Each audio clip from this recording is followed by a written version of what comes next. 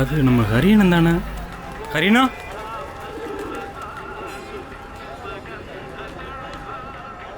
ஹரினா, என் கைய பிடிச்சு கூட நடந்த என் தங்கச்சி மாதிரிடாவ. அவளை கொன்னுட்டியடா. உன்னை நான் சும்மா விட மாட்டேன். என்ன சொல்றீங்க? என்ன பண்ற நீ? என்ன பைத்தியக்காரத்தனம் பண்ணிட்டு இருக்க? என் பையன் என்ன தப்பு பண்ணா? இவன் ஒரு கொலைகார பாவி. கொலைகாரனா? என்ன மகன மாதிரி பாத்துக்கிட்ட குடும்பத்துக்கிட்ட இருந்து சாபம் வாங்கி கொடுத்துட்டியடா. அவங்க முன்னாடி இப்ப நான் தான் கொலையாளி. உன்னை யாருக்கும் தெரியாது, எனக்கு தெரியும். எனக்கு மட்டும்தான் தெரியும். ஹரினா, நான் சொல்றேன். வேண்டாம். என்னோட நீதியும் நியாயமும் எஜமான் தான். அங்க வந்து உண்மை என்னன்னு சொல்றா. உண்மை என்னன்னு தெரியும்னா நான் சொல்றதை நீங்க கேட்டுதான் ஆகணும். இறந்து போன என் அப்பா மேல சத்தியமா சொல்றேன். நான் இல்லை, நான் அதை செய்யல.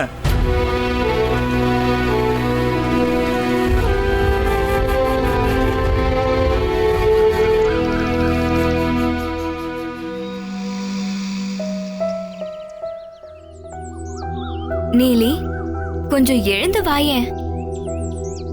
ஒரு முக்கியமான விஷயம் இருக்கு, சந்தோஷமான விஷயம். நம்ம 2 பேரையும் சந்தோஷப்படுத்த அவங்க வராங்க. நம்ம வீட்டு வாசல்லே காத்திருப்போம். நம்ம எவ்வளவோ காத்துட்டு இருந்தோம். நம்மள பார்க்க தானே அவங்க வராங்க. நான் போறேன்.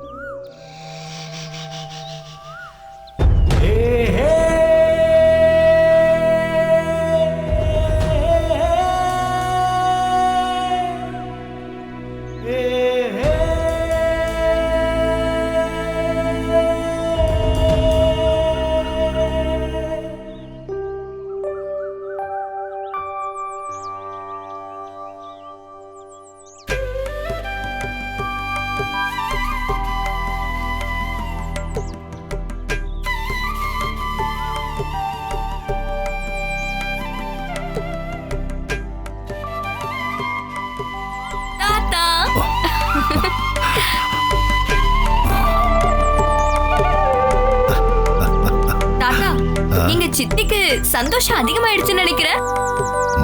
பாட்டு பாட ஆரம்பிச்சிட்டாங்களே. உண்மைதான் தாத்தா. ஆமா, நீங்க அந்த வீட்டுக்கு போயிருந்தீங்களா? இல்ல, எங்க டீச்சர் கூட அந்த வழியா போகும்போதுதான் இதெல்லாம் கேட்டோம். ஒரே பாட்டு தான். அப்பா, அப்புறம் வெங்கடையா கடையில இருந்து செலங்கு வாங்குங்க. ப்ரோக்ராம்காக நல்ல செலங்கா பார்த்து தரேன்னு சொல்லிருக்காரு மாஸ்டர். எல்லா வருஷமும் புதுசு புதுசா வாங்க வேண்டியது. திருவிழா முடிஞ்ச எதையும் எடுத்து வைக்கிறதே கிடையாது. ஆர்னமெண்ட்ஸ்லாம் எங்கெங்கயோ தூக்கி போட்டு வச்சிருக்கீங்க. குறைஞ்ச விலைக்கு தங்கம் கிடைக்காதுன்னு தெரியும்ல உங்களுக்கு. 2 பேரும் லிஸ்ட் போட்டு வச்சிருக்கீங்கல்ல? போட்டுட்டோம். என்னென்ன தேவையோ அதெல்லாம் லிஸ்ட் போட்டு வச்சிருக்கோம். சரி, 2 பேரும் உள்ள போய் ஏதாவது சாப்பிடுங்க. அப்பா, நான் கிளம்பட்டுமா? பாலா, அப்பா, இனிமேலும் என்னால சிதம்பரத்துக்கெல்லாம் வர முடியாது. அவன் எனக்கு வெறும் சிஷ்யன் மட்டும் இல்ல, உன்ன மாதிரியே அவனுக்கும் பாசத்தை கொடுத்து தான் வளர்த்தேன். அந்த இடம் அவன் பிள்ளைங்களுக்கு தான் சொந்தம். நிறைஞ்ச மனசோட எல்லா வேலையும் நல்லபடியா முடிச்சிட்டு வா. சரிங்கப்பா.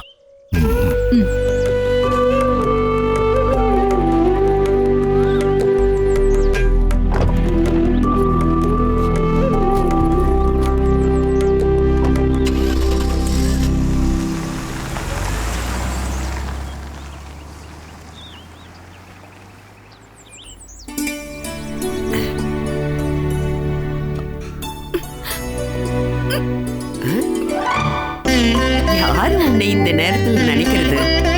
ஏ மாலினி, என்னம்மா? உன் குழந்தை தொண்டையில ஏதோ சிக்கிடுச்சு. இதோ வரேம்மா. இந்தாங்கம்மா. இந்தா, முதல்ல இத குடி. தலையில அடிக்கவா? ஐயோ, தோசை கரிச்சிருக்கும். யாரடி இந்த நேரத்துல உன்னை அதுவும் இந்த அளவுக்கு நினைக்கிறது? யாரு? மாலினி, ஓ, அப்பாக்கு நீ இன்னும் மருந்து கொடுக்கலையா? மறக்கல நீ. டிஃபன் வேலை முடிச்சதும் நான் அவருக்கு கொடுக்குறேன். மீனு குட்டிக்கும் இன்னைக்கு இங்கதான் டிஃபனா? அவ வீட்ல இன்னைக்கு காலையில உப்புமாவா. அது அவளுக்கு சுத்தமா பிடிக்காது. அதனாலதான் சாப்பிடுறதுக்கு நேரா இங்கேயே வந்துட்ட. ஐயோ, என்னால இந்த கஷ்டத்தை எல்லாம் அனுபவிக்க முடியாதுமா. சுட சுட கஞ்சியை தூக்கி என் கையிலேயே ஊத்திட்டாப்ல. சுபத்ராவை சங்கிலியில கட்டுறது தவிர வேற வழி இல்ல. எல்லாம் விதி. வாமா, நீ கொஞ்சம் போய் என்னன்னு பாக்குறியா? என்னம்மா, நான் உயிரோட இருக்கிறது உங்களுக்கு பிடிக்கலையா? கொடுத்து விட்ட சாப்பாடு சாப்பிட்டாங்களா இல்லையான்னு பார்க்க வேண்டிய அவசியம் இல்லை. அவங்க கிட்ட ரொம்ப பேசுற வேலை வச்சுக்காத. உனக்கு அவங்கள பத்தி நல்லா தெரியும்ல. சுபத்ராவை பத்தி யார்கிட்டயாவது பேச ஆரம்பிச்ச போதும் எல்லாரும் துண்ட காணும் துணிய காணும் ஓட ஆரம்பிச்சிடுறாங்க. சுபத்ராவுக்கு கல்யாணம் பண்ணி புருஷன் வீட்டுல வாழ முடியாம 10 நாள்ல சண்டை போட்டுக்கிட்டு வீட்டுக்கு வந்துட்டான். அந்த கவலையில அவ அம்மா அப்பா 2 பேரும் போய் சேர்ந்துட்டாங்க. சுபத்ராவை அவ புருஷனோடு சேர்த்து வைக்க நம்ம வீட்டுல இருக்கிற எல்லாரும் எவ்வளவோ பேசி பார்த்தாங்க. யாரு கேட்க? எதுக்குமே ஒத்துக்கல. கொஞ்ச நாள் அவ புருஷன் வாரத்துல 1-2 நாள் வந்துட்டு போயிட்டு இருந்தான். இவ மத்தவங்களோட சேராம தனியா இருக்கிறத பார்த்ததும் ஊர்ல இருக்கிறவங்க எல்லாம் ஏதேதோ பேச ஆரம்பிச்சுட்டாங்க. சுபத்ராவோட நிலைமை மோசமானதுக்கு காரணமே இதுதான். அதுக்காக நாம அவளை பைத்தியம்லாம் சொல்லக்கூடாது. நீங்க 2 பேரும் அந்த பக்கம் போனீங்கன்னு தெரிஞ்சது உங்க 2 பேரோட காதையும் பிச்சு எடுத்துருவேன்.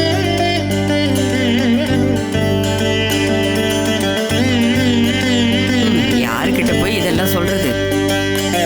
ஆமா, உங்க அண்ணன் இந்த பக்கம் 2 நாளா வரவே இல்லையே. ஹரியானா இப்ப ரொம்ப பிஸியா இருக்காரு பாட்டி. இப்போ ஃப்ரெண்ட்ஸுங்களோட முக்குளி போடுறதுக்கு பிராக்டிஸ் பண்ணிட்டு இருக்காரு.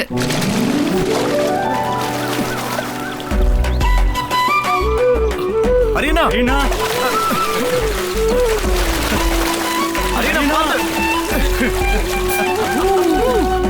ஏப்பா கிருஷ்ணா, உன் பையன் படிப்பெல்லாம் முடிச்சிட்டான்ல, அவனை பேசாம இங்க இருந்து சென்னைக்கு அனுப்பி யாரு கூடயாவது சேர்த்து விட வேண்டியதானே?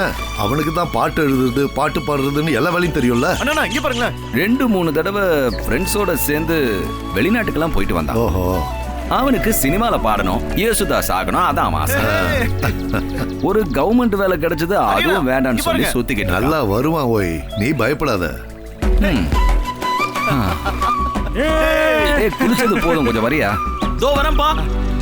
இந்த காலத்து பசங்க இல்லையா, அந்த காலத்துல நான்லாம் கத்துக்கும் போது எங்க குருநாதர் சொல்லி தரத கவனமா கேட்பேன். ரொம்ப கஷ்டப்பட்டு பயிற்சி பண்ணி கத்துக்கிட்டது தான் இந்த கதகளி. ஆனா இந்த காலத்துல கிளாஸ் நடக்கும் போது வாட்ஸ்அப் காமெடியை பத்தி பேசி சிரிச்சுக்கிட்டு வாழ்றது தான் உங்க வாழ்க்கை ஆயிடுச்சு. போங்க போங்க. டேய் மணிகண்டா, உங்க வீட்டுல வளர்ந்துருக்கிற கொழுந்து வெத்தலையில ஒரு கவுளி வெத்தலைய நாளைக்கு மறக்காம வரும்போது கொண்டு வந்து கொடு எனக்கு. போ. கிளாஸ்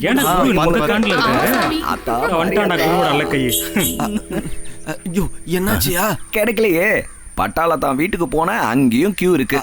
காந்தி ஜெயந்தி அதுவுமா சரக்கே கிடைக்காது. காந்தி தாத்தா ஒயின் ஷாப்ப லீவ் எடுறதுக்கு எதிரா நாம சுப்ரீம் கோர்ட்ல கேஸ் போட்டா எப்படி இருக்கும்?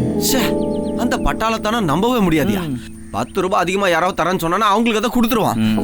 ஐயோ, இன்னைக்கு என்னடா பண்றது? சினிமா மேனேஜருக்கு கண்டிப்பா இடம் தெரியும். சரக்கு எங்க இருந்தாலும் அவன் தேடி கண்டுபிடிச்சு கொண்டு வந்துருவான். ஆனா காசு வாங்குறதுல பேயா இருப்பான்.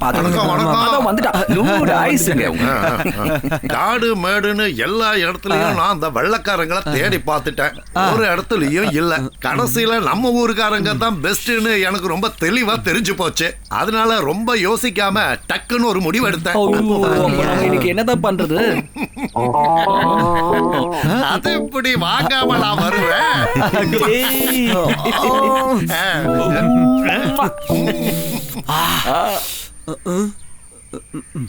என்னாச்சு? குடிக்க மாட்டேன்னு வாக்கு கொடுத்துட்டேனே. மாலினி கிட்ட இப்பதான் சொன்னேன். ஆனா நாம வெளியே போய் உட்காந்து குடிக்கலாம், ரொம்ப நல்லா இருக்கும்.